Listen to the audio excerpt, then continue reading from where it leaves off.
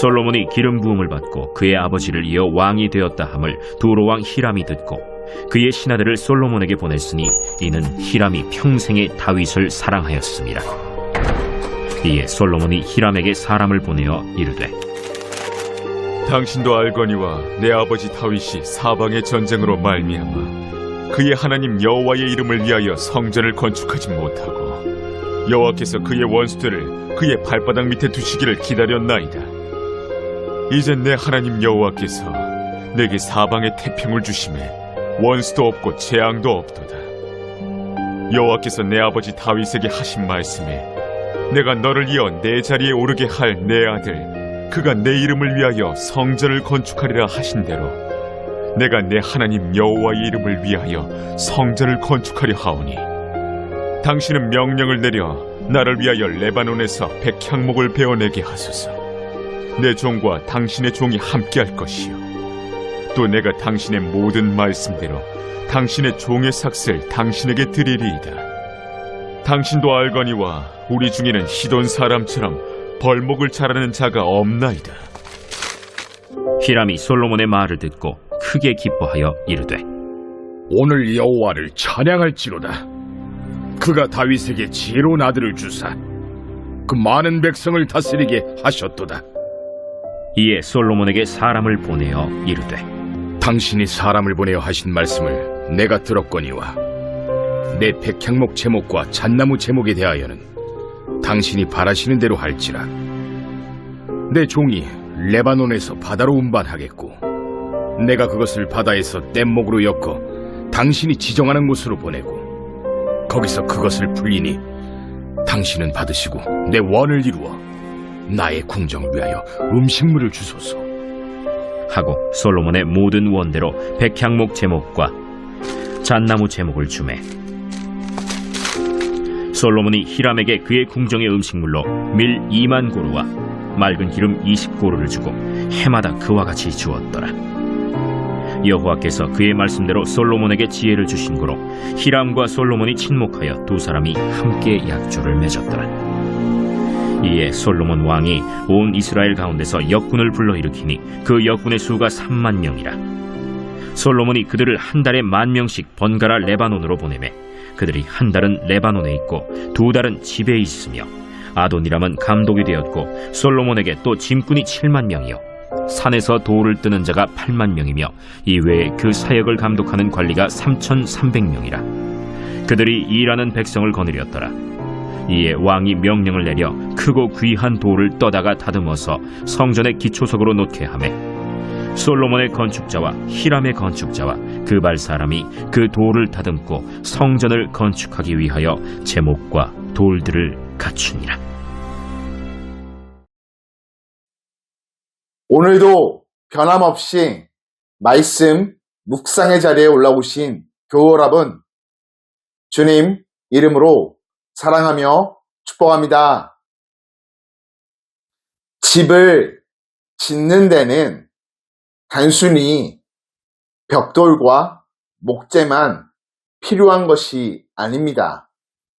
설계도, 기술자, 협력자, 자재와 시간까지 다 맞아야 집이 든든히 세워집니다.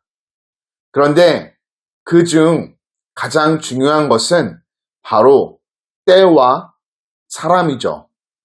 때가 맞지 않으면 자재가 있어도 공사를 시작할 수가 없고 사람이 준비되지 않으면 설계도는 종이로만 남을 뿐이죠. 우리의 삶과 공동체도 그러합니다. 하나님이 정하신 때와 하나님이 준비하신 사람이 맞아야 새로운 역사가 시작됩니다. 우리가 묵상하는 열왕기상 5장은 솔로몬이 성전 건축을 준비하는 과정의 이야기를 담고 있습니다. 다윗이 평생 소원으로 삼았지만 하나님은 성전 건축을 그의 아들 솔로몬에게 맡기셨습니다. 이제 나라가 전쟁에서 벗어나 평화로운 때가 되었고 하나님은 성전을 세우실 때를 허락해 주십니다.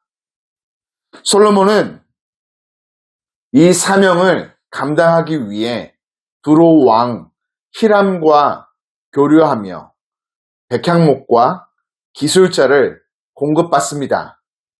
이 일은 단순히 정치적 거래가 아니라 하나님이 예비하신 협력과 동맹이 담겨 있습니다. 성전 건축은 이스라엘만의 일이 아니었고 7절을 통해 히람이 여호와를 찬양한다 고백하듯 주변 열방까지도 하나님의 역사에 동참하게 되는 사건이었죠. 또한 하나님은 성전 건축을 위해 사람을 준비하셨습니다. 히람 왕이 보낸 숙련된 기술자들과 함께 이스라엘 백성들도 각자 자리에 맞는 역할에 참여했습니다. 눈에 띄는 사람도 있었지만 이름조차 남지 않은 수많은 인부들의 손길이 모여 성전이 세워졌죠. 하나님의 일은 언제나 이렇게 모든 이의 참여와 헌신을 통해 이루어집니다. 무엇보다 솔로몬에게는 하나님이 주신 지혜가 있었습니다. 방대한 공사를 조율하고 사람들을 공정하게 나누며 과중한 짐을 지우지 않도록 관리하는 지혜가 필요했죠. 그 지혜는 솔로몬 자신의 능력이 아닌 하나님이 주신 선물이었습니다. 사랑하는 교우 여러분, 우리의 삶에도 하나님께서 세우시는 성전 같은 일들이 있습니다. 그것은 어떤 때는 가정의 회복일 수 있고 어떤 때는 교회의 부흥일 수 있으며 어떤 때는 직장에서 맡겨진 중요한 프로젝트일 수도 있습니다. 그 일이 가능하려면 먼저 하나님이 준비하신 때를 기다릴 줄 알아야 합니다. 조급하지 않고 늦다고 낙심하지 않으며 하나님의 때를 신뢰하는 믿음이 우리 안에 필요합니다. 또한 하나님이 준비하신 사람이 되기를 기도해야 합니다. 이름이 드러나든 드러나지 않든 내가 맡은 자리를 충성스럽게 감당할 때 하나님은 그 헌신을 통해 큰 일을 이루십니다. 그리고 하나님이 주시는 지혜를 구해야 하죠. 사람을 이끌고 자원을 나누며 갈등을 풀어내는 모든 과정에 하나님의 지혜가 필요합니다. 지혜는 단순히 똑똑함이 아니라 하나님의 뜻을 바르게 듣고 분별하여 백성을 다스리는 마음이죠. 성전 건축은 솔로몬 혼자 한 일이 아니라 하나님이 준비하신 때, 사람, 지혜가 맞아떨어져서 이루어진 일입니다. 오늘 우리의 삶에서도 그러합니다. 하나님의 때를 신뢰하며 맡은 자리를 충성스럽게 감당하고 하나님이 주시는 지혜를 구한다면 하나님은 우리를 통해 하나님의 나라를 이 땅 가운데 더욱 강성히 세워 가실 줄 믿습니다. 오늘도 하나님은 우리를 통해 선한 역사를 이루어 가시기를 원하십니다. 하나님의 때를 기다리고 맡은 자리에서 충성하며 지혜를 구하여 존귀하게 쓰임받는 복된 삶 살아가시기를 주님 이름으로 축복합니다. 하나님 아버지,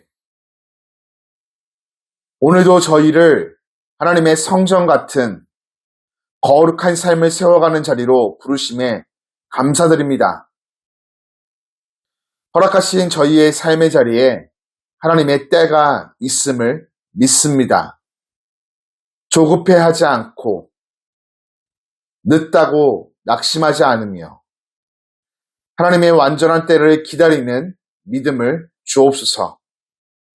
주님의 때를 기다릴 뿐 아니라 맡겨진 자리를 충성스럽게 감당하는 하나님의 사람이 되도록 지혜와 능력을 부어주시되 사람을 이끄는 지혜, 자원을 나누는 지혜, 갈등을 풀어내는 지혜, 모든 것을 능히 감당하는 능력을 더하여 주시고 세상의 계산이 아닌 하나님의 시선으로 일하고 세상 욕심이 아닌 주님의 뜻을 선택하는 삶 살아가게 하여 주옵소서. 오늘도 저희의 작은 헌신을 통해 하나님의 나라가 이 땅 가운데 더욱 확장되며 그 영광이 드러나게 될 줄 믿습니다. 주님, 우리를 사용하여 주옵소서. 예수님 이름으로 기도드립니다. 아멘.